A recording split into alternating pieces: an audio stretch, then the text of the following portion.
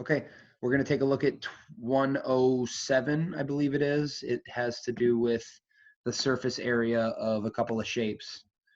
Yeah, the container is composed of a right circular cylinder and a right circular cone. What is the closest to the surface area of the container? Now, you are going to have formulas. You're just going to have to know how to use them. So let's start with, I actually have the different formulas up, and I'll show you them, and then also kind of what the heck you need to do with them. So the surface area of a cylinder is 2 pi r squared h plus 2 pi r, or 2 pi r h plus 2 pi r squared. So 2 pi r h plus 2 pi r squared. So you need the radius of the cylinder and the height of the cylinder. So you have that in this case. So let's find the radius, or let's find the area, surface area of the cylinder first. Remember, it's 2 times pi times RH. So in this case, R is 12, and that's because the diameter is 24. So make sure you're doing half, and then times 10. So that'll be the surface area of the cylinder. Okay. The surface area of the cone is a little bit more tricky. It is pi times the radius times radius plus the square root of h squared plus r squared. So it's still just the same variables necessary, r and h, but in a little bit more complicated of a way. So in order to do this one, we need to know the height of the cone and also the radius of the cone, which we didn't have previously, but we can find very, very easily.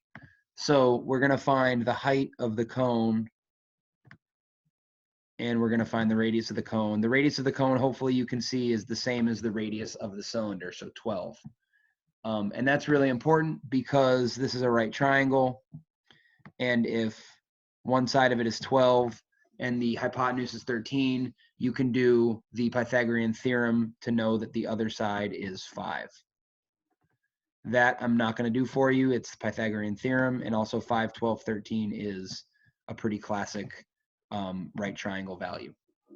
So remember, the formula of the surface area was pi r. So I'm going to do pi times the radius, which is 12, plus radius, which again is, I'm going to put all of this in parentheses, plus, and then this is square root of h squared plus r squared. So h is 5 squared plus r squared, which is 12 squared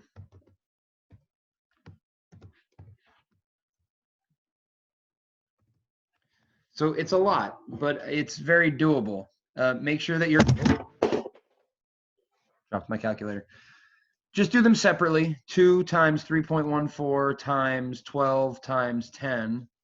I got 753.6 for this one. 753.6 for that. And then for the other one, I'll show you on my calculator how I do this. I do pi times the radius, which is 12, times 12 plus square root. H squared is 25, and r squared is 144. So I literally just typed it all in here. I did pi times the radius times radius plus square root, and then I put it all in there. And it gives me 942.48 or so.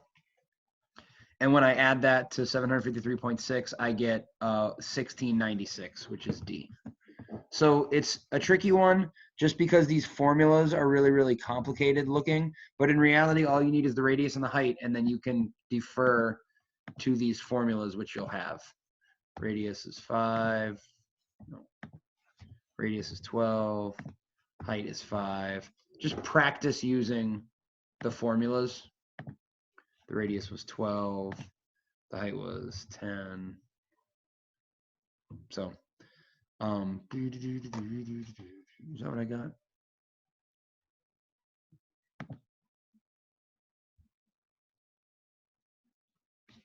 Two times pi times 12 times 10. Yeah, okay. I don't know why I freaked out on that. Okay, so there we go.